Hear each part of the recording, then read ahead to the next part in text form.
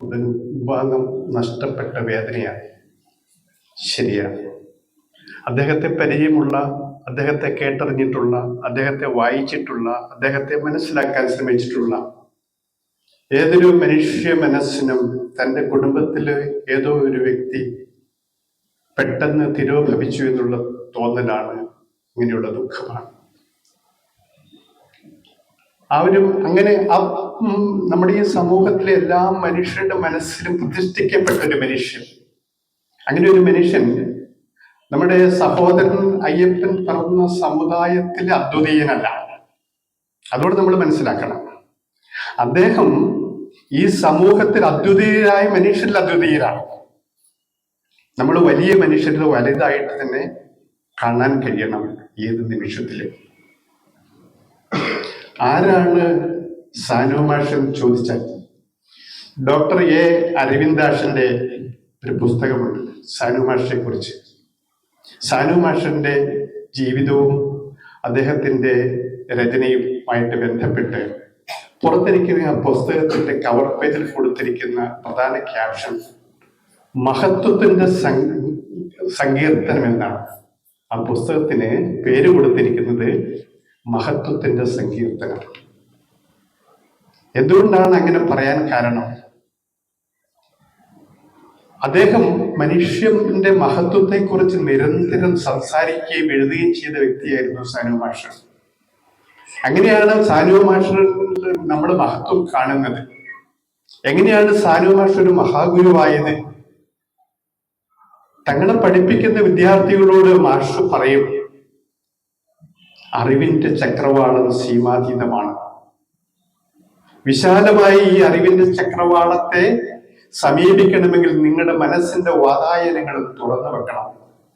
അപ്പൊ മനസ്സിന്റെ വാതായനങ്ങൾ തുറന്നു വെച്ചുകൊണ്ട് വിജ്ഞാനത്തിന്റെ ലോകത്തെ കാണുവാൻ പഠിപ്പിച്ച ഗുരുവാണ് സാനു മാഷ്. ഈ സാനു മാഷിന്റെ കൃതികളിൽ കൂടി ഒന്ന് പറഞ്ഞു നോക്കിയാൽ ഞാൻ ചില പ്രത്യേകതകൾ കാണുന്നുണ്ട്. അദ്ദേഹം യുക്തിവാദിയായ MC ജോസഫിനെയും യുക്തിവാദിയായ കുറ്റിപ്പുഴ കൃഷ്ണപിള്ളയെയും യുക്തിവാദിയായ സഹോദരൻ അയ്യപ്പനെയും ചേർത്ത് വെക്കുന്നുണ്ട്. അവരെക്കുറിച്ച് അദ്ദേഹം നിരൂപണങ്ങൾ നടത്തുന്നുണ്ട്. അവരെക്കുറിച്ച് അദ്ദേഹത്തിന് അവരുടെ ജീവചരിത്രങ്ങൾ വിവരിക്കുന്നുണ്ട്. കൃഷ്ണപിള്ളയെ കുറ്റിപ്പുഴയെ കുറിച്ച് പറയുമ്പോൾ ഒരു യുക്തിവാദി എന്ന നിലയിലല്ല, വിചാര വിപ്ലവത്തിന്റെ നായകൻ എന്നാണ് യഥാർത്ഥത്തിൽ വിശേഷിപ്പിക്കുന്നത്.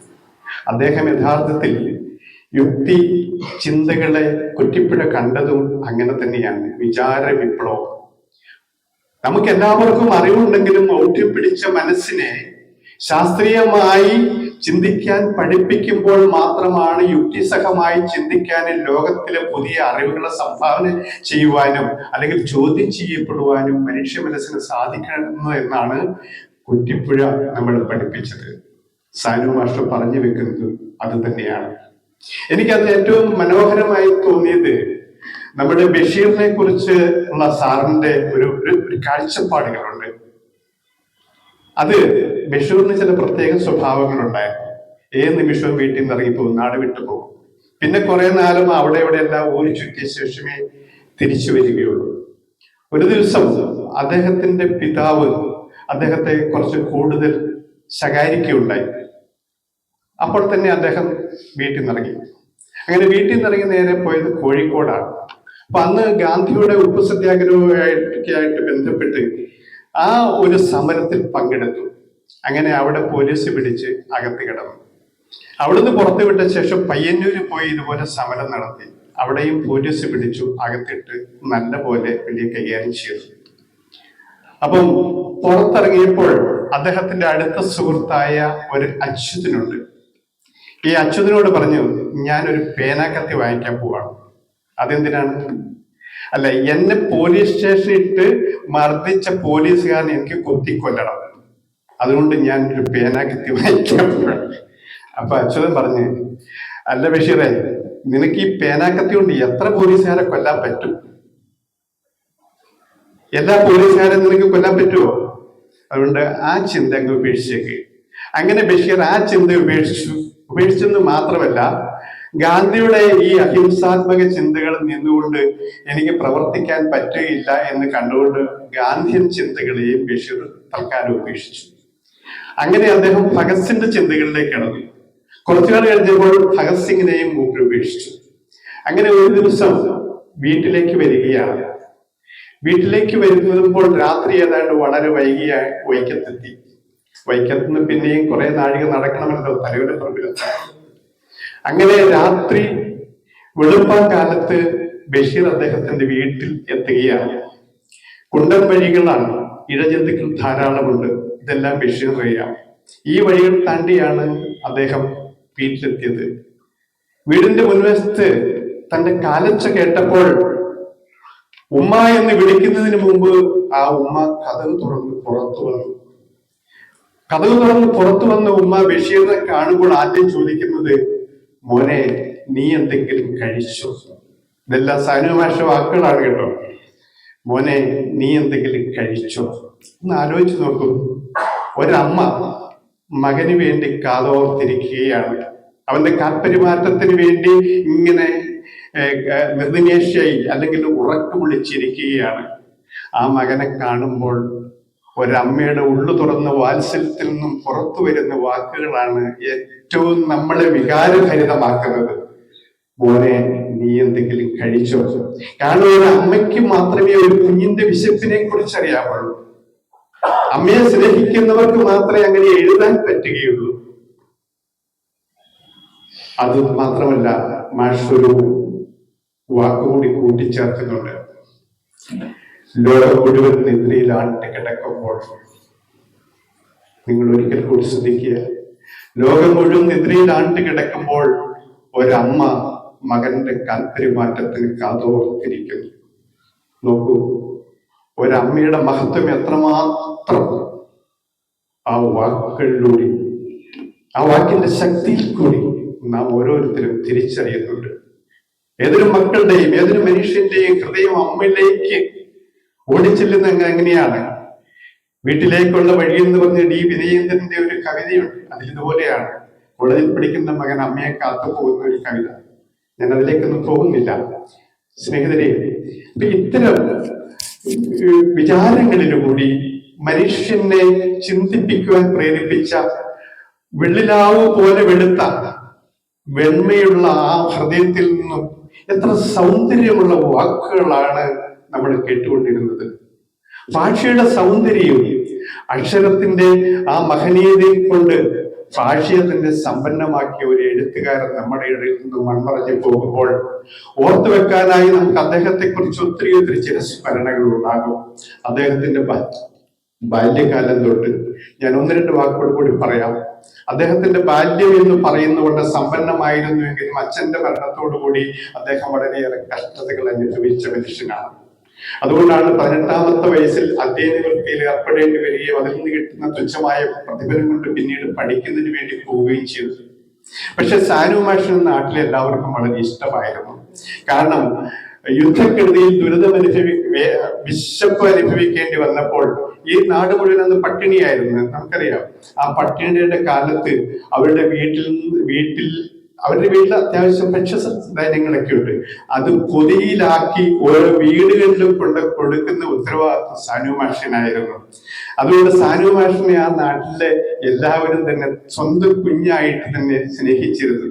എന്ന് മാത്രമല്ല, ഈ ഹൈന്ദവ വിശ്വാസം അനുസരിച്ച് ഈ 1-ാം തീയതി വീട്ടിൽ കയറുന്ന, പ്രത്യേകിച്ചും ഈ ഓണവും വിഷുവും ഒക്കെ വരുമ്പോഴേ 1-ാം തീയതി വീട്ടിൽ കയറുന്ന മനുഷ്യരുടെ ആ ഗുണമനുസരിച്ചാണ് ആ വീടിന്റെ സാമ്പത്തിക അഭിവൃദ്ധി എന്ന് വിശ്വസിക്കുന്ന ഒരു വിശ്വാസമൊക്കെ ഉണ്ടായിരുന്നല്ലോ, ഇപ്പോഴും ഉണ്ടാകാം. അപ്പൊ പലപ്പോഴും 1-ാം തീയതി വീട്ടിൽ കയറാൻ അയൽവാസികൾ മത്സരിച്ച് ഈ കുഞ്ഞിനെ വിളിച്ചുകൊണ്ടിരുന്നു. നോക്കൂ, എത്ര പരിശുദ്ധമായ ഒരു വ്യക്തിയാണ് ശൈശവത്തിൽ തന്നെ അല്ലെങ്കിൽ ബാല്യത്തിൽ തന്നെ സാനു മാഷ് എന്നുള്ള ഒരു തിരിച്ചറിവാണ് നാം കാണുന്നത്. അങ്ങനെ ആ തിരിച്ചറിവിൽ നിന്നും അദ്ദേഹം ആശാനിലേക്കൊക്കെ സഞ്ചരിച്ചപ്പോൾ, ആശാൻ എന്ന് പറയുന്ന ആശാൻ ഒത്തിരി സന്ധ്യ, ആശാന്റെ കവിതകളിലും ആശാന്റെ വിചാരങ്ങളിലും സന്ധ്യ എന്ന വാക്ക് കൂടുതൽ വന്നിട്ടുണ്ട്. ആ വാക്കിനോട് അങ്ങനെയാണ് യഥാർത്ഥത്തില് സാനു മാഷിന്റെ വീടിന് പോലും സന്ധ്യ എന്ന പേര് വന്നത്. എപ്പോഴും ആകാശം നോക്കിയിരിക്കാൻ ഇഷ്ടപ്പെട്ട മനുഷ്യനായിരുന്നു സാനു മാഷ്. അങ്ങനെ നിരന്തരം ആകാശം നോക്കിയിരിക്കുന്ന മനുഷ്യർ സന്ധ്യ കാണാൻ ഇഷ്ടപ്പെടുന്ന മനുഷ്യൻ വിശാലമായി ഈ ലോകത്ത് നമുക്ക് എല്ലാവർക്കും നമ്മുടെ ഇടയിലൂടെ എപ്പോഴൊക്കെയോ ഉണ്ട് എന്നുള്ള തോന്നൽ ജനിപ്പിച്ചുകൊണ്ട് നമ്മളിൽ നിന്ന് കടന്നുപോയ ആ മനുഷ്യൻ ഇനി തിരിച്ചു വരികയില്ല. നമ്മുടെ ഓർമ്മയിൽ അദ്ദേഹത്തിന്റെ ജീവിതം സ്ഫുരിച്ചു നിൽക്കട്ടെ എന്ന് മാത്രം ഈ നിമിഷം സ്മരിച്ചുകൊണ്ട് ഞാൻ എന്റെ വാക്കുകൾ ചുരുക്കട്ടെ. നിങ്ങൾക്ക് നമസ്കാരം. പറയാൻ ആവശ്യപ്പെട്ടത് തന്നെ ഒരുപക്ഷെ അത്ര ഭംഗിയായില്ല എന്നൊരു അഭിപ്രായമായിരിക്കും. ഞാൻ 1950 ഗാന്ധി പീസ് ഫൗണ്ടേഷനിൽ ഒരു വർക്കറായി വരുമ്പോൾ ഗാന്ധി പീസ് ഫൗണ്ടേഷൻ്റെ അഡ്വൈസറി കമ്മിറ്റിയിൽ ഒരു മെമ്പറായിരുന്നു സാനുമാഷ്. അപ്പോൾ ഞാൻ പാലായിലെ നാട്ടിൻപുറത്തുനിന്ന് വന്ന ഒരു കൃഷിക്കാരൻ. അപ്പോൾ ആ ഒരു നിലയിൽ എറണാകുളത്ത് വരുമ്പോൾ ഈ മഹത് വ്യക്തിത്വങ്ങളെയൊക്കെ ഞാനൊരു ഒരു ഒരു ഒരു ദൂരത്തിന് ഇപ്പുറത്ത് നിന്ന് ഒരു ആരാധനയോടെ കാണുകയും ശ്രദ്ധിക്കുകയും ഒക്കെ ചെയ്യുന്ന ഒരു സ്വഭാവമാണ് എനിക്കന്നുണ്ടായിരുന്നത്. എനിക്ക് ഇന്നും ഏതാണ്ട് അതൊക്കെ തന്നെയാണ് കേട്ടോ. അപ്പോൾ അത്രയും വലിയ ആളുകളെ കാണാൻ കഴിഞ്ഞു എന്നത് ആണ് എൻ്റെ ഒരു സന്തോഷം തരുന്ന കാര്യം. അവരോട് കൂടുതൽ അടുത്ത് ഇടപെടാൻ ഞാൻ അത്രയൊന്നും ഇല്ലല്ലോ എന്ന് വിചാരിക്കുന്നത് കൊണ്ട് ഞാനിങ്ങനെ അവരുടെ പ്രസംഗങ്ങൾ കേൾക്കും. അവരെ ബഹുമാനിക്കേണ്ട സാധനങ്ങൾ ബഹുമാനിക്കും ആ ഒരു നിലയിൽ. അപ്പോൾ കെ പി മാധവൻ നായർ ചെയർമാനായിരിക്കുന്ന കമ്മിറ്റിയിലാണ് സാനുമാഷ് ഉണ്ടായിരുന്നത്. അതിനുശേഷം ഉള്ള കുറേയേറെ വർഷങ്ങളിലേക്ക് അദ്ദേഹം ആ കമ്മിറ്റിയിലൊക്കെ ഉണ്ടായിരുന്നു.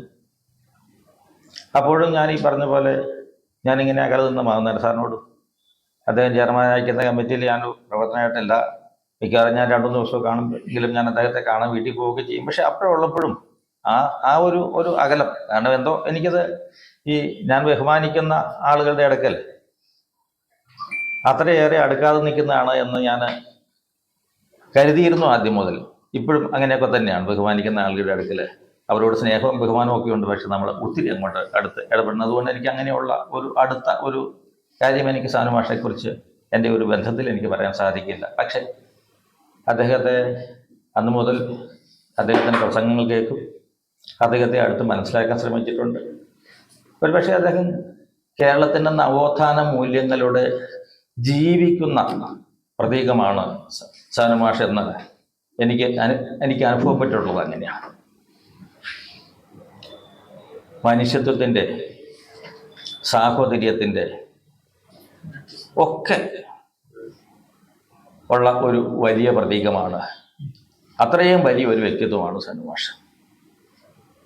അദ്ദേഹത്തെ ഒരുപക്ഷെ അദ്ദേഹം ഇടതുപക്ഷ രാഷ്ട്രീയക്കാരൻ എന്നുള്ള നിലയിൽ അദ്ദേഹത്തെ കമ്മ്യൂണിസ്റ്റ് എന്ന് ചില ആളുകൾക്കൊക്കെ പറയാൻ പറ്റുമെങ്കിലും എനിക്ക് അങ്ങനെ അദ്ദേഹത്തെ അനുഭവപ്പെട്ടിട്ടില്ല.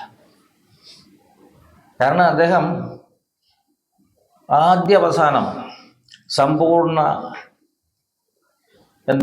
അഹിംസയുടെ ആളായിരുന്നു. അഹിംസയെ അത്രയേറെ ചേർത്ത് പിടിച്ചിട്ടുള്ള ആളാണ്.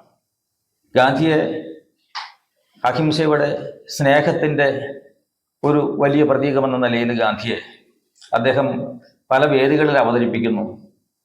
ആ നിലയിൽ അദ്ദേഹം അതിനെ ഉൾക്കൊണ്ടിട്ടുണ്ട്. അദ്ദേഹവും ആ അഹിംസ ചിന്തയെ സ്വന്തം ജീവിതത്തിൽ അത്രയേറെ ഉൾക്കൊണ്ടിട്ടുണ്ട്. അങ്ങനെ ഉൾക്കൊണ്ട ഒരാള് കമ്മ്യൂണിസ്റ്റ് ആകാൻ സാധിക്കില്ല. പക്ഷെ കമ്മ്യൂണിസം ഈ മൈനസ് ഈ ഹിംസ എന്നതാണ് വാസ്തവത്തിൽ ഗാന്ധിസം എന്ന് ഒരുപക്ഷെ വിനോബ പോലും അങ്ങനെ അതിനെ കണ്ടിട്ടുണ്ട് എന്ന് ഞാൻ വിചാരിക്കുന്നത്. കമ്മ്യൂണിസം അതിൻ്റെ ആ ഹിംസയുടെ ഭാഗം ഒഴിവാക്കിയാൽ, സമത്വത്തിൻ്റെ കാര്യം പറഞ്ഞാൽ ഒരുപക്ഷെ ഒരു വ്യത്യാസം പറയാവുന്നത് ഈ അധികാരത്തിൻ്റെ കേന്ദ്രീകരണം എന്ന് പറയുന്ന ഒരു കാര്യം കൂടിയുള്ളൂ. പക്ഷെ ആ നിലയിൽ ആദ്യവസാനം ഒരു ഗാന്ധിയനായ ഒരു മനുഷ്യൻ, അത് നമ്മുടെ ഈ കേരളത്തിൻ്റെ നവോത്ഥാന പ്രസ്ഥാനം അങ്ങനെ തന്നെ ആയിരുന്നല്ലോ. എല്ലാ വ്യത്യാസങ്ങളെയും തള്ളിക്കളഞ്ഞുകൊണ്ട് ജാതിയും മതവും ഇതൊന്നും നോക്കാതെ എല്ലാ മനുഷ്യരും തുല്യരാണ്, സഹോദരങ്ങളാണ്, അവർ തമ്മിൽ സ്നേഹത്തിലാണ് ജീവിക്കേണ്ടത് എന്ന് പറയുന്ന ഒരു വലിയ മുന്നേറ്റമായിരുന്നല്ലോ നമ്മുടെ ഈ നവോത്ഥാന മുന്നേറ്റമൊക്കെ. അപ്പോൾ ആ നിലയിൽ മാനവികതയെ മനുഷ്യത്വത്തെ അതിൻ്റെ പൂർണ്ണമായ തലത്തിൽ ഉൾക്കൊള്ളുകയും അതിൻ്റെ ഒരു പ്രവാചകനായി അവസാനം വരെ ജീവിക്കാൻ സാധിക്കുകയും ചെയ്ത ഒരു വലിയ വ്യക്തിത്വം എന്ന നിലയിലാണ് ഞാൻ സാനു മാഷെ കാണുന്നത്. ഞാനിപ്പോൾ അദ്ദേഹത്തിൻ്റെ മരണസമയത്ത് ഞാനിവിടെ ഉണ്ടായിരുന്നില്ല, ഞാൻ ബാംഗ്ലൂരായിരുന്നത് കൊണ്ട് അവസാനമായി അദ്ദേഹത്തെ ഒന്ന് കാണാൻ പോലുമുള്ള ഭാഗ്യം എനിക്ക് കിട്ടിയില്ല എന്നുള്ള സങ്കടത്തോടെയാണ് ഞാൻ ഇന്നലെ തിരിച്ചെത്തിയത്. അപ്പോൾ വന്നപ്പോൾ ഈ പരിപാടിയുടെ അറിയിപ്പ് ഞാൻ വാട്സാപ്പിൽ കണ്ടു. അപ്പോൾ ഇവിടെ വരണം എന്ന് തീരുമാനിച്ചു. കേൾക്കണം, സാനു മാഷെക്കുറിച്ച് പറയാൻ പറ്റുന്ന ധാരാളം ആളുകൾ വരുന്ന ഒരു മീറ്റിംഗ് ആകുന്നത്. അതുകൊണ്ട് ആദ്യാവസാനം അത് കേൾക്കണം എന്ന് നിശ്ചയിച്ചാണ് നേരത്തെ എത്തിയത്. ഇവിടെ വന്ന എനിക്ക് ഈ തരത്തിൽ എൻ്റെ ചെറിയ ഒരു ഓർമ്മ പറയാനുള്ള അവസരം തന്നതിന് ഞാൻ നന്ദി പറയുന്നു. എല്ലാവർക്കും നമസ്കാരം. AR രാജരാജവർമ്മയുടെ മരണത്തിൽ അനുശോചിച്ചെഴുതിയ കാവ്യമാണ്. ആ കാവ്യത്തിലെ ഒരു പരാമർശം, ARനെ കുറിച്ച് നടത്തുന്ന ഒരു പരാമർശം, ക്ഷീണിക്കാത്ത മനീഷയും മഷി ഉണങ്ങിയിടാത്ത പൊൻപേനയും വാണിക്കായി അനിയനും നേടി, ഈ തുടങ്ങുന്ന വരികളാണ്. സത്യത്തിൽ അത് അന്വർത്ഥമാക്കുന്ന ഒരു ജീവിതം അതായിരുന്നു സാനു മാഷ് എന്ന് പലപ്പോഴും തോന്നിയിട്ടുണ്ട്. എത്രമാത്രം വലിയ ഒരു ഭാഗ്യമാണ് അദ്ദേഹത്തിന്റെ ജീവിതത്തിൽ ഉണ്ടായിരുന്നത്. ഒന്നാമത്തെ ഭാഗ്യം എന്ന് ഞാൻ പറയുന്നത്, കേരളം എന്ന് കരുതുന്ന പ്രാകൃതമായിരുന്ന ഒരു കേരളത്തെ ആധുനികമാക്കിയ മഹാമനീഷികളോട് ഒത്തുചേർന്ന് ജീവിക്കാൻ സാധിച്ചു എന്നുള്ളതാണ് അദ്ദേഹത്തിന്റെ ഒന്നാമത്തെ കാര്യം. ശ്രീനാരായണ ഗുരുവിന്റെ പാദസ്പർശം ഉള്ള മംഗലത്ത് തറവാട്ടിലാണ് അദ്ദേഹം ജനിച്ചത്. ശ്രീനാരായണ ഗുരുവിന്റെ ആശയങ്ങള് സ്വാംശീകരിച്ചുകൊണ്ടാണ് അദ്ദേഹം വളർന്നത്. ഞാൻ 1.5 വർഷം മുമ്പ് പച്ചമലയാളം മാസികയ്ക്ക് വേണ്ടിയിട്ട് മാഷിനെ ഇന്റർവ്യൂ ചെയ്തേ. അന്ന് ഞാൻ മാഷിനോട് ചോദിച്ചു, ശ്രീനാരായണ ഗുരുവിന്റെ സ്വാധീനം എത്രത്തോളം ശക്തമാണെന്ന്. അപ്പൊ അദ്ദേഹം പറഞ്ഞു, തീർച്ചയായും ആ ഐശ്വര്യ പ്രഭാവത്തിൽ തന്നെയാണ് ഞാൻ ജീവിക്കുന്നത്. അന്ന് അദ്ദേഹം എന്നോട് പറയുകയുണ്ടായി, എത്രമാത്രം ഭക്തിയോട്, ഗുരുഭക്തിയോട് കൂടിയ ഒരു ജീവിതമാണ് അദ്ദേഹം നയിച്ചിരുന്നത്. അന്ന് അദ്ദേഹം അതിനുശേഷം ആദ്യം ശ്രീനാരായണ ഗുരുസ്വാമികൾ എന്ന് പറയുന്ന ഒരു ജീവചരിത്രം, അതിനു മുമ്പ് ആൽബർട്ട് ഷേക്സ്പിയർ എന്ന് പറയുന്ന ഒരാളുടെ ജീവചരിത്രം, അതാണ് ആദ്യം എഴുതിയത്. അതിനുശേഷം ശ്രീ നാരായണ ഗുരുസ്വാമികൾ എന്ന ജീവചരിത്രം എഴുതി. അതിനുശേഷം എഴുതിയ ജീവചരിത്രങ്ങളെല്ലാം നമ്മൾ നോക്കിയാൽ, ഇപ്പൊ CJ തോമസിനെ കുറിച്ച് ഇരുട്ടു കീറുന്ന വജ്രസൂചി എന്ന് പറയുന്ന ജീവചരിത്രം തുടങ്ങി നോക്കിയാൽ ഒരുപാട് കൃതികൾ അദ്ദേഹം എഴുതി. ഇതൊന്നും വെറുതെ എവിടുന്നെങ്കിലും രേഖകൾ പരിശോധിച്ചെഴുതിയ കൃതികളാണ്. എല്ലാവരും തന്നെ സാനു മാഷിന്റെ അടുത്ത സുഹൃത്തുക്കളായിരുന്നു.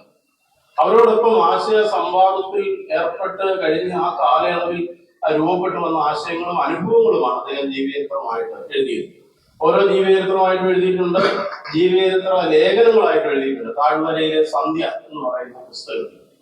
അപ്പൊ അത് ഈ മഹാത്മാക്കളായിട്ടുള്ള ആളുകളുടെ അവരുടെ ജീവിതത്തെ അടുത്ത് മനസ്സിലാക്കാനും അവർ മുമ്പോട്ട് വെച്ച ആശയങ്ങൾ സംഗ്രഹിക്കാനും അതിലാണ് സാനു മാഷ് നമുക്ക് മുമ്പിൽ നിന്നതെന്നാണ് എനിക്ക് തോന്നുന്നത്. നവോത്ഥാന കേരളത്തെ രൂപപ്പെടുത്തിയ ആശയങ്ങളെ സമന്വയിപ്പിക്കുകയും ആ ആശയങ്ങളെ നമുക്ക് വേണ്ടി, നമ്മുടെ ഈ കാലഘട്ടത്തിന് വേണ്ടി പകർന്നു തരികയുമാണ്. മുമ്പ് സംസാരിച്ചവർ പറഞ്ഞതുപോലെ അദ്ദേഹത്തിന് ഒരു ഇടുങ്ങിയ ചിന്താഗതി ഇല്ലായിരുന്നു. അദ്ദേഹം സാനു എന്ന് പറഞ്ഞാൽ പർവ്വത ശൃംഗമാണ് എന്ന് നമുക്കറിയാം. ഏത് വീക്ഷണത്തിലൂടെ നോക്കിയാലും മഹത്വത്തിന്റെ മുഖമല്ലാതെ മറ്റൊന്നും നമുക്ക് അദ്ദേഹത്തിൽ കാണാൻ കഴിയുമായിരുന്നില്ല. അത്രമാത്രം നമുക്ക് മുമ്പിൽ ജീവിച്ചിരുന്ന, നമുക്ക് ഒരു പ്രാവശ്യം സംസാരിക്കാൻ കിട്ടിയാൽ പോലും നമ്മൾ ഒരിക്കലും മറന്നു പോകില്ലാത്ത മഹത്വത്തിന്റെ എല്ലാ ലക്ഷണങ്ങളും സമന്വയിച്ചിരുന്നു അദ്ദേഹം. അദ്ദേഹത്തെ കുറിച്ച് എത്ര പറഞ്ഞാലും നമുക്ക് തീരില്ല. ഇവിടെ സംസാരിക്കാൻ ഒരുപാട് ആളുകളുണ്ട് എന്നുള്ളത് കൊണ്ട് ഞാൻ എന്റെ വാക്കുകൾ നിർത്തുന്നു. ഒരു കാര്യം കൂടി പറഞ്ഞുകൊണ്ട് ഞാൻ എന്റെ വാക്ക്, മലയാള സാഹിത്യത്തില് എല്ലാ വിഷയത്തെക്കുറിച്ചും അദ്ദേഹം എഴുതിയിട്ടുണ്ട്. വിമർശനം എഴുതിയിട്ടുണ്ട്, ജീവചരിത്രം എഴുതിയിട്ടുണ്ട്, കവിതകൾക്ക് വ്യാഖ്യാനം എഴുതിയിട്ടുണ്ട്, എല്ലാം ഉണ്ട്. എങ്കിൽ പോലും സാനു മാഷിന്റെ ഒരു സാഹിത്യ പക്ഷപാതം എന്ന് പറയുന്നത് കുമാരനാശാനോടായിരുന്നു.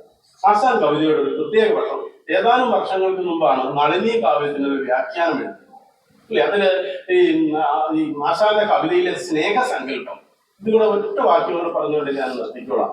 സാഹിത്യത്തെ അദ്ദേഹം കണ്ടതും അദ്ദേഹം കമ്മ്യൂണിക്കേറ്റ് ചെയ്യാൻ ഉദ്ദേശിച്ചതും ഒക്കെ കേവലമായ രസം എന്നുള്ളതിനപ്പുറം ഒരു ആത്മീയ സൗന്ദര്യത്തെയും കൂടി അനുവാചകർക്ക് പകർന്നു നൽകുന്നതാവണം എന്നുള്ള ഒരു ചിന്തയോട് കൂടിയാണ് ആശാന്റെ നളിനി കാവ്യത്തിന് എഴുതിയ അവതാരികയിൽ നമുക്കത് വ്യക്തമാണ്. അന്യജീവൻ ഉതകി സ്വജീവിതം ധന്യമാക്കും അവനെ വിവേകിക. ഈ വാക്യം അദ്ദേഹത്തിന്റെയും കൂടി ജീവിത ദർശനമായി തീർന്നിട്ടുണ്ട് എന്ന് പറഞ്ഞുകൊണ്ട് പരമാത്മാവിലേക്ക് ചേർന്ന സാനമാഷിന് എല്ലാവിധ ആദരാഞ്ജലികൾ അർപ്പിച്ചുകൊണ്ട് ഞാൻ എന്റെ വാക്കുകൾ നോക്കുന്നു. കുറിച്ച് എല്ലാവരും പറഞ്ഞു കഴിഞ്ഞു. അത്രയൊന്നും അനുഭവമൊന്നും എനിക്കില്ല. പിന്നെ എനിക്ക് ഞാൻ AP സ്ഥലത്തിലെ ദൂരദർശനിൽ ഇതുപോലെ സാറിന്റെ മാഷിന്റെ ഒരു പ്രോഗ്രാം വരുമായിരുന്നു 5:30. അത് സ്ഥിരം കാണുമായിരുന്നു. അങ്ങോട്ടേ എനിക്ക് മാഷിനെ ഭയങ്കര ഇഷ്ടമായിരുന്നു. അപ്പൊ ഞാനിത് അച്ഛനോട് പറയുമായിരുന്നു. അപ്പൊ അച്ഛനോട് പറഞ്ഞത് സാനുമാസാറിന് ഞാൻ പറഞ്ഞപ്പോൾ അച്ഛൻ എന്നോട് പറഞ്ഞു, മോനെ എന്റെ സുഹൃത്താന്ന് പറഞ്ഞു. അങ്ങനെ ഒരു ദിവസം അച്ഛൻ ആലപ്പുഴ പോയ കൂട്ടത്തിൽ അച്ഛൻ്റെ വീട് കായംകുളമാണ്. കായംകുളം പിന്നെ പുതുപ്പള്ളി വാർന്നപ്പള്ളി തറവാട്ടിലെയാണ് ഞാൻ. അതായത് ശ്രീനാരായണ ഗുരു വന്നു നിന്ന് പഠിച്ച തറവാട്. അപ്പൊ പുതുപ്പള്ളി. അപ്പൊ ഞാൻ അച്ഛനോട് പറഞ്ഞപ്പോ അച്ഛൻ എന്നോട് പറഞ്ഞു, ഇനി ആലപ്പുഴ പോകുമ്പോൾ മോളെ കൊണ്ടുപോകാം. ഇങ്ങനെ തുമ്പോടി വീട്ടിൽ എന്നെ കൊണ്ടുപോയായിരുന്നു. ഇന്ന് എനിക്ക് വലിയ പ്രായമില്ല, കൊച്ചാണെങ്കിൽ തന്നെ അവിടെ കൊണ്ടേ അന്ന് പരിചയപ്പെടുത്തിയായിരുന്നു. പിന്നെ അതിന് ശേഷം ഞാൻ ഇപ്പൊ എറണാകുളം സെറ്റിൽഡ് ആയിട്ട് 17 വർഷം. ഈ ഏകദേശം 14 വർഷം മുമ്പ് ഞാൻ വന്ന ടൈമില് ഞാൻ ഇതുപോലെ സാറിനെ കണ്ടിട്ട് ഞാൻ വീണ്ടും പരിചയം പുതുക്കി. ഞാൻ പറഞ്ഞ സാർ KK കൃഷ്ണൻകുട്ടിയുടെ മകളാണ് ഞാൻ. അച്ഛൻ മധ്യതിരുവിതാംകൂറിലെ ആദ്യത്തെ സഖാവാണ്. പുനഃപ്രവിലാസപുര സേനാനിയാണ്. അപ്പൊ ഞാൻ ഇതെല്ലാം പറഞ്ഞു കഴിഞ്ഞപ്പോ എന്നോട് ഇങ്ങോട്ട് അദ്ദേഹം ചോദിച്ചു, പിന്നെ വാർന്നപ്പള്ളിയിലല്ലേ അച്ഛനെ നല്ലോണം അറിയാം. പക്ഷെ നമുക്ക് രണ്ടുപേർക്കും ഒരു ബന്ധമുണ്ട്. എന്താന്ന് വെച്ചാൽ എൻ്റെ വീട്ടിലും പിന്നെ ശ്രീനാരായണ ഗുരു വന്നിട്ടുണ്ട്. നിങ്ങളുടെ തറവാട്ടിൽ നിന്നാണ് ശ്രീനാരായണ ഗുരു പഠിച്ചത് എന്ന് പറഞ്ഞ് അദ്ദേഹം അത് ഓർത്തിട്ട് എൻ്റെ അടുത്ത് പറഞ്ഞു. പിന്നെ നമ്മൾ പല സംഘടനകളിൽ ഇവിടെ ഞാൻ മിക്ക സംഘടനകളിൽ ഞാനുണ്ട്, പ്രവർത്തിക്കുന്നുണ്ട്. അപ്പൊ അവിടെയൊക്കെ വെച്ചിട്ട് ഞാൻ മാഷുമായിട്ട് കാണുകയും സംസാരിക്കുകയൊക്കെ ചെയ്തു. പക്ഷെ പിന്നീട് അദ്ദേഹത്തിന്റെ ഓർമ്മക്കുറവുണ്ടായിട്ടുണ്ട്. ഈ അടുത്ത സമയത്ത് നമ്മൾ രാഷ്ട്രീയമായപ്പോ അദ്ദേഹത്തിന്റെ കണ്ടുപരിചയമുണ്ട്, പക്ഷെ പേര് മറന്നു. ഞാൻ ചേച്ചിക്കൂടായിരുന്നു, ഉഷ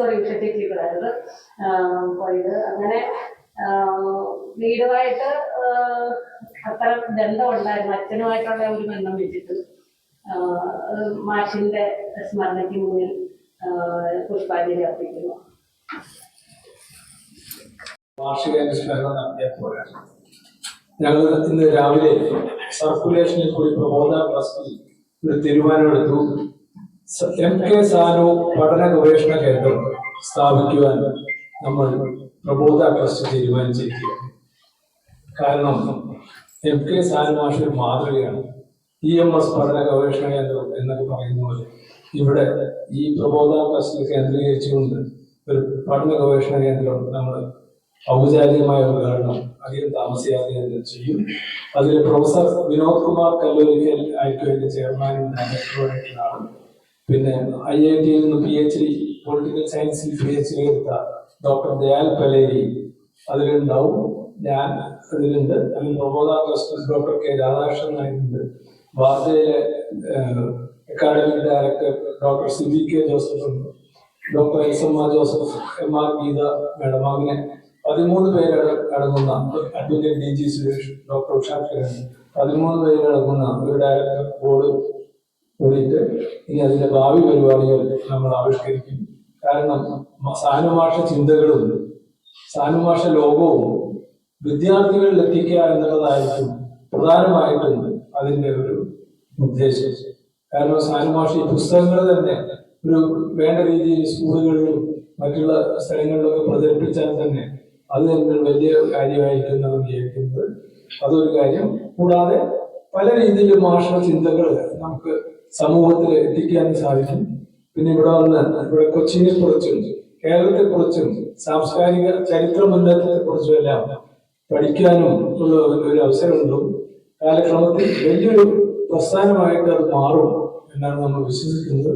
ഇന്ന് സർക്കുലേഷനിൽ കൂടി നമ്മളത് ഗ്രൂപ്പിലേക്കിട്ട് അങ്ങനെ തീരുമാനമായിട്ട് അതൊരു അനൗൺസ്മെന്റ് ആയിട്ട് ഞാൻ പറയുകയാണ്. ഇനി അടുത്ത് അധ്യക്ഷ പ്രസംഗത്തിന് ശേഷം ബാക്കിയുള്ളവർക്ക് സംസാരിക്കാവുന്നതാണ്.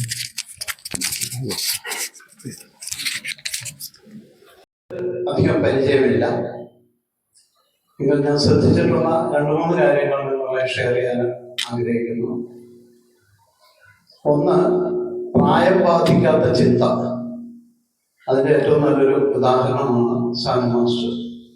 ഈ കഴിഞ്ഞ 10 വർഷമായിട്ട് പ്രത്യേകിച്ചും എന്നെ അതിശയിപ്പിച്ചുകൊണ്ടിരുന്ന ഒരു വ്യക്തിയാണ്. ഇത്രയും പ്രായമായിട്ട് അദ്ദേഹത്തിന്റെ ചിന്തയ്ക്ക് യാതൊരു കുറവും അല്ലെങ്കിൽ അപഭ്രംശവും സംഭവിക്കാതെ അദ്ദേഹത്തിന് അത് മാനേജ് ചെയ്ത് കൊണ്ടുപോകാൻ കഴിഞ്ഞിട്ടുള്ള അങ്ങനെയുള്ള വേറെ 1-2 വ്യക്തികളെ എനിക്കറിയാം. രണ്ടാമത്തെ കാര്യം, ഒരു പക്ഷേ സാറിനറിയാമെന്നറിയില്ല, ഒരു 30-40 കിലോയിൽ കൂടുതൽ ഭാരം അദ്ദേഹത്തിന് ഉണ്ടാവുമെന്ന് ഞാൻ പ്രതീക്ഷിക്കുന്നില്ല. 97 വയസ്സും. ഈ പ്രായത്തിലും വിളിക്കുന്ന ചടങ്ങുകൾക്ക് ഇത്ര കൃത്യമായി പങ്കെടുക്കുമ്പോൾ നമ്മളൊക്കെ മടി പിടിച്ച് മാറി നിൽക്കുന്നതിനെ കുറിച്ചൊന്ന് ആലോചിക്കുന്നത് നല്ലതായിരിക്കും. 98 വയസ്സും ഇത്രയും ഭാരം കുറഞ്ഞ ഒരു ശരീരവുമായി അദ്ദേഹം എങ്ങനെ ഇത്രയും യാത്ര ചെയ്തോ അല്ലെങ്കിൽ സഹകരിച്ചോ പ്രവർത്തിച്ചു എന്നുള്ളത്. മൂന്നാമതൊരു കാര്യം ചർച്ച ചെയ്യാനുള്ളതല്ല, എൻ്റെ ഉള്ളിലുള്ളൊരു കാര്യം മാത്രം ഞാൻ പറയട്ടെ. ഞാനൊരു പ്രകൃതി ചികിത്സാ ഡോക്ടറാണ്. അതുകൊണ്ട് തന്നെ അദ്ദേഹത്തിന്റെ മരണത്തിൽ എനിക്കൊരു ഇത്തിരി പ്രതിഷേധമുണ്ട് എന്നതുകൂടി പറയുന്നത് ഞാൻ ചർച്ചയ്ക്ക് വിധേയമാക്കാൻ ഉദ്ദേശിക്കുന്നില്ല. ദുഃഖം മാത്രമല്ല, അല്പം പ്രതിഷേധവും അതിലുണ്ട്. എന്നെ സാൻമാസ്റ്റർക്ക് അധികം പരിചയമൊന്നുമില്ല. 1-2 തവണയെ അദ്ദേഹത്തിന്റെ വീട്ടിൽ പോവുകയും കാണുകയൊക്കെ ചെയ്തിട്ടുള്ളൂ. പക്ഷെ അദ്ദേഹത്തെ എനിക്ക് 55 വർഷമായിട്ട് അറിയാം. അവിടെ ഈ MK എന്നുള്ള ഇനീഷ്യല് എനിക്ക് ഒരു സുഖം തോന്നാത്തൊരു പ്രയോഗമായിട്ട് തോന്നിയിട്ടുള്ള കാര്യമാണ്. ഈയിടെ പത്രത്തിലുമല്ല ഈ MK സാനു അല്ല MK സാനു മാസ്റ്റർ എന്ന് പറയുന്നത്. അതിൻ്റെ ഒന്നും ആവശ്യമുള്ളതെന്ന് എനിക്ക് തോന്നുന്നില്ല. മാസ്റ്റർ എന്ന് പോലുമല്ല, മാഷ് എന്നാണ് ഞാൻ ഇത്രയും കാലമായിട്ട് കേട്ടിട്ടുള്ളത്. നമ്മുടെ ടീച്ചർ പറഞ്ഞതുപോലെയുള്ള മറ്റൊരു ടീച്ചർ അതെങ്ങനെ ഈ പേര് ഓർത്തിരിക്കുന്നതിൻ്റെ ഒരു ഉദാഹരണമാണ് ഞാൻ പറയുന്നത്. എന്നെ ഏത് സമയത്തും പരിചയപ്പെടുത്തേണ്ടി വരുമ്പോൾ അദ്ദേഹത്തിന്റെ വീട്ടിൽ പോയി പരിചയപ്പെടുത്തേണ്ടി വരുമ്പോൾ ഞാൻ ലീലാമ്മയുടെ ബ്രദറാണ് എന്ന് പറഞ്ഞാൽ ഉടനെ ലീലാമ്മയുടെ മുഴുവൻ ചരിത്രവും അറിയാവുന്ന രീതിയിൽ അദ്ദേഹത്തിന്റെ ഒരു ശിഷ്യയാണ് എൻ്റെ സഹോദരി ലീലാമ്മ എന്ന് പറയുന്നത്. അത് 70-കളിൽ അദ്ദേഹത്തിന്റെ ശിഷ്യയായിരുന്നതാണ്. അന്ന് മുതൽ ഇന്ന് വരെ എന്ന് എറണാകുളത്ത് വന്നാലും ഒരു ഗ്രൂപ്പിനെ കൂട്ടി സാനുമാഷ പോയി കാണുന്ന ശീലവും ചേച്ചിക്കുണ്ട്. അതല്ലെങ്കിൽ പിന്നെ ജോർജ് ജോസഫിന്റെ പേര് പറഞ്ഞ് പരിചയപ്പെടുത്തേണ്ടി വരുന്നു, അത്രയേ ഉള്ളൂ. എന്നെ നേരിട്ട് അദ്ദേഹത്തിന് പരിചയമില്ല. പക്ഷേ അദ്ദേഹത്തിന്റെ ഓർമ്മശക്തി, ഇപ്പൊ ടീച്ചർ പറഞ്ഞ ടീച്ചറിന്റെ പേര് പറഞ്ഞാൽ തന്നെ ടീച്ചറിന്റെ ചരിത്രം മുഴുവൻ അറിയാവുന്ന ആ രീതിയിലുള്ള ആ ഒരു സ്വഭാവം അല്ലെങ്കിൽ ആ ഒരു ആത്മാർത്ഥത, കുട്ടികളോടുള്ള ആത്മാർത്ഥത, ഇത്രയും വലിയ ശിഷ്യ സമൂഹത്ത് കേരളത്തിൽ വേറെ ആൾക്കാർ അല്ലെങ്കിൽ ശിഷ്യ ഗുരുവിനെ ഇപ്പോഴും ഉദ്ഘാടന ദിവസം തന്നെ അന്ന് ഇതേപോലെ വേദിയിലേക്ക് കയറ്റി. അപ്പോൾ എന്നോട് ചവിട്ടി രഹസ്യമായി പറഞ്ഞു, എനിക്ക് 2 ഇഡ്ഡലി വേണം. അപ്പോൾ ഉച്ചയാകാറായി, ഉച്ചയ്ക്ക് 2 മതി. ഞാനപ്പോൾ പാലാരിവട്ടം ജംഗ്ഷനിൽ പോയി 3 ഇഡ്ഡലി വാങ്ങിച്ചു. പക്ഷേ മാഷത് 2 കഴിച്ച് 1 എന്തിനാ അതിന് കൂടുതൽ വാങ്ങിച്ചതെന്ന് ചിത്രത്തിന് പരിഹരിച്ചു. എല്ലാ സ്ഥലങ്ങളിലും ഇത് നടന്നുകൊണ്ടിരിക്കുകയാണ്. എനിക്ക് മാഷിനെ കുറിച്ചുള്ളൊരു ആദ്യത്തെ ഒരു ഓർമ്മ എന്ന് പറയുന്നത് ഇവിടുത്തെ ഇലക്ഷൻ നടക്കുമ്പോഴാണ്. മാഷിനെ കുറിച്ച് നമ്മൾ കേട്ടിട്ടുണ്ട്, ഒരുപാട് കേട്ടിട്ടുണ്ട്. പക്ഷേ എങ്കിലും ഇലക്ഷൻ നടക്കുമ്പോൾ ഒരു പ്രചരണമുണ്ട്. കാരണം എറണാകുളം മണ്ഡലത്തിൽ ഒരു കാരണവശാലും ഇടതുപക്ഷം ജയിക്കില്ല, അത് അടിച്ചു വെച്ചേക്കുക.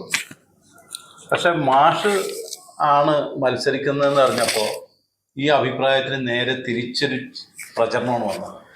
സാനുമാഷാണ് ജയിക്കുന്നത്. അത് വിദ്യാർത്ഥികളുണ്ട്, വിദ്യാർത്ഥികളുടെ വിദ്യാർത്ഥികൾ. ഇപ്പോൾ ടീച്ചറൊക്കെ പറഞ്ഞവരെ എൽസമ്മ ടീച്ചർ എത്രയോ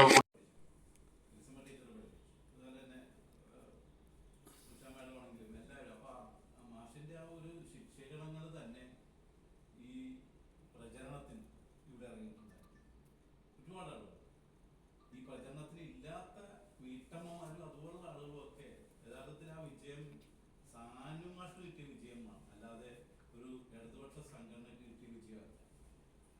അത് നമ്മളുടെ ആ ഹൃദയത്തിൽ അന്നും ഇന്നും എന്നും അദ്ദേഹത്തിന്റെ സ്ഥാനം അത് തന്നെ. അതൊരു രാഷ്ട്രീയക്കാരനെന്ന നിലയിലുള്ള വിലയാണ്. കാരണം അദ്ദേഹം അധ്യാപകൻ എന്നുള്ള നിലയിൽ, പ്രഭാഷകൻ എന്ന നിലയിൽ, ചിന്തകൻ എന്ന നിലയിൽ അത് ഈ സമൂഹത്തിന് എവിടെയെല്ലാം അദ്ദേഹം ബന്ധപ്പെട്ടിട്ടുണ്ടോ, സാഹിത്യകാരനാണെങ്കിൽ ഏത് വിധത്തിലെടുത്താലും ആ ബഹുമുഖ പ്രതിഭ എന്ന നിലയ്ക്ക് കിട്ടിയിട്ടുള്ള ഒരു സ്വീകാര്യത അത് എക്കാലത്തും, അതായത് ഒരിക്കലും എനിക്ക് തോന്നുന്നത് അത് മായ്ച്ചൊന്നും കളയാൻ ആർക്കും പറ്റില്ല.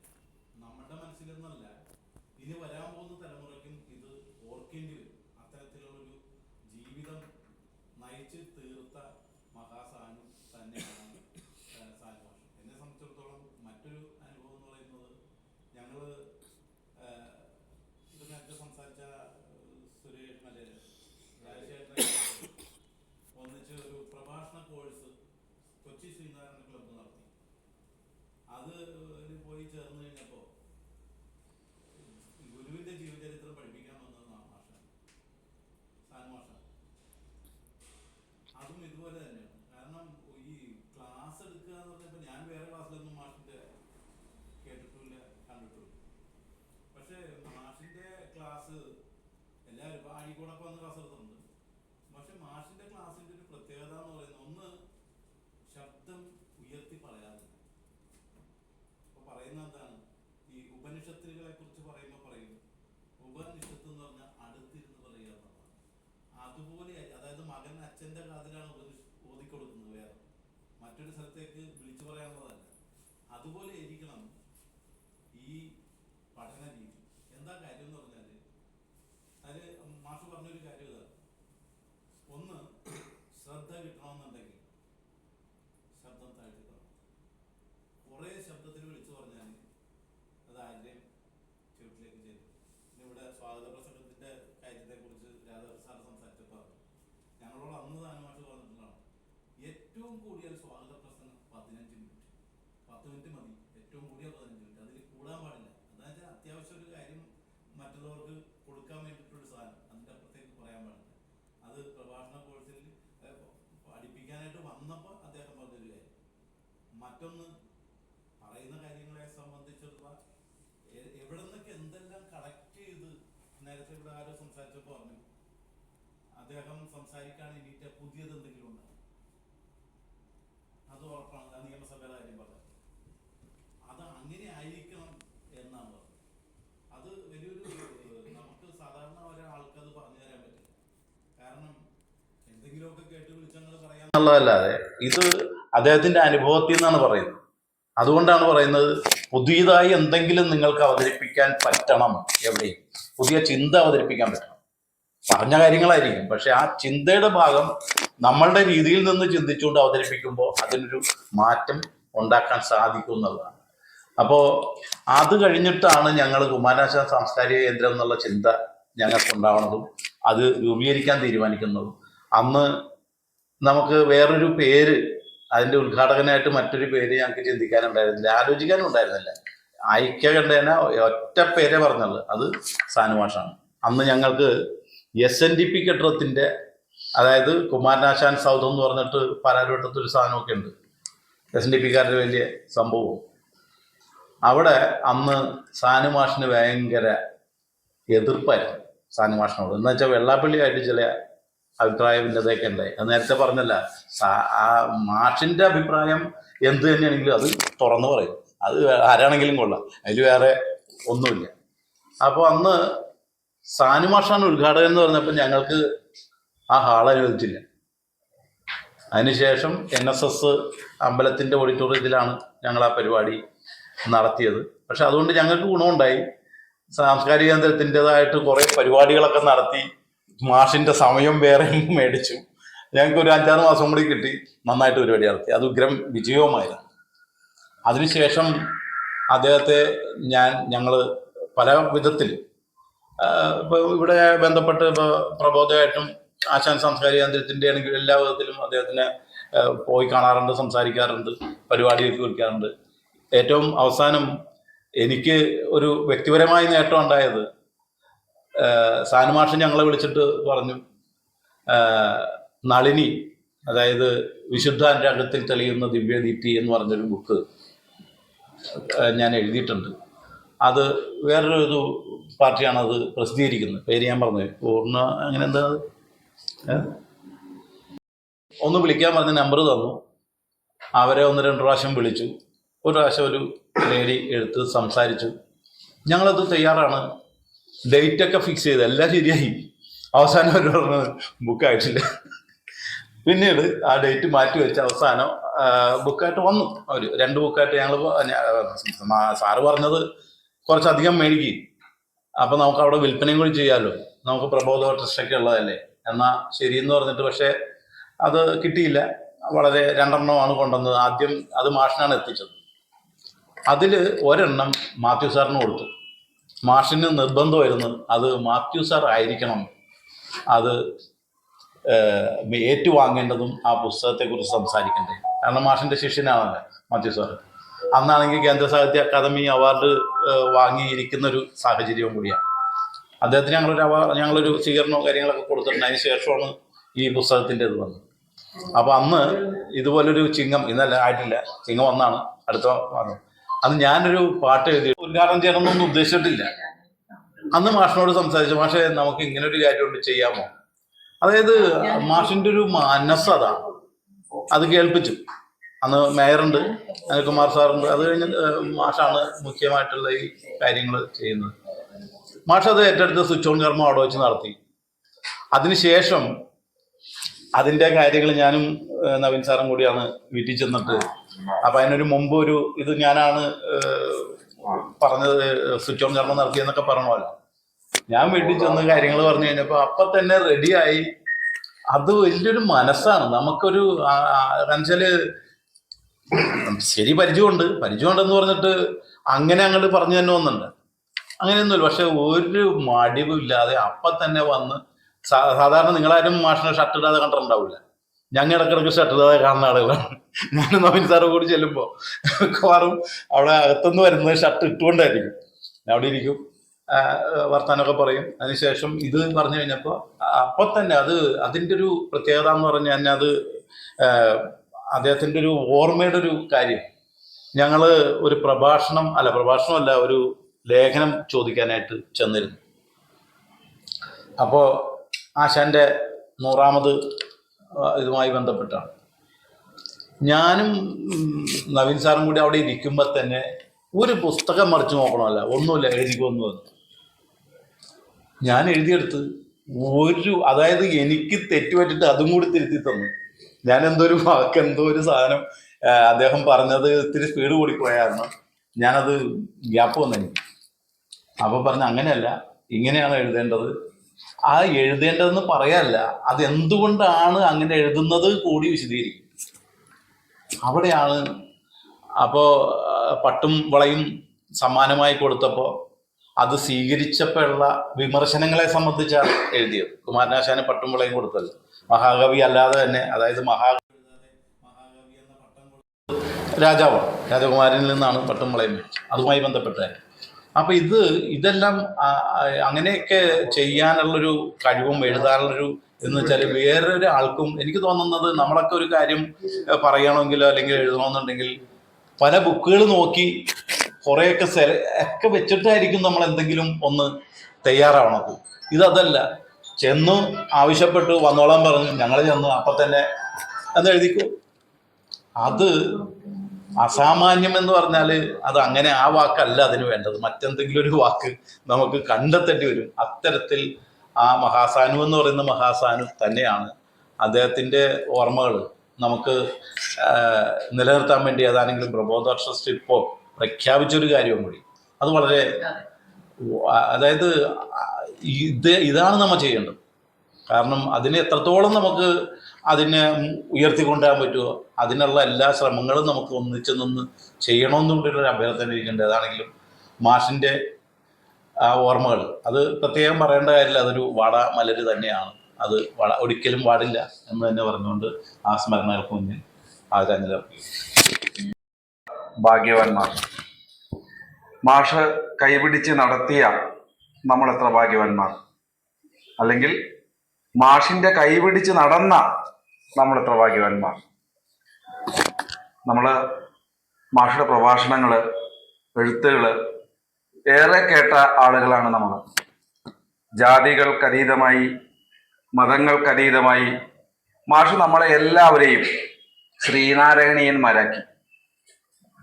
ഗുരുദേവനെ നമ്മളാരും കണ്ടിട്ടില്ല, പക്ഷെ മാഷിലൂടെ നമ്മൾ ആ ഗുരു ചൈതന്യത്തെ അറിഞ്ഞു. അതാണ് നമുക്ക് സാനുമാഷ്.